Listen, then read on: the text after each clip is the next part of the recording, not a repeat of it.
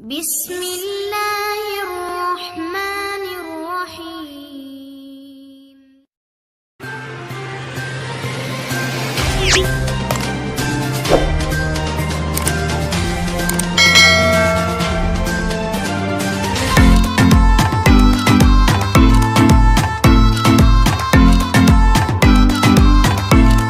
السلام علیکم عزیز طالبات، گورنمنٹ گریجوایٹ کالج برائے خواتین جہلم کی 20 طالبات کو مطلع کیا جاتا ہے کہ ان کی پریکٹیکل سلپس کالج میں آ چکی ہیں، لہذا 20 جون 2023 سے 21 جون 2023 تک کلیریکل دفتر سے مس عائشہ ارشد سے لینے کے پابند ہوں گی۔ لیٹ ہونے کی صورت میں طالبہ خود ذمہ دار ہوگی۔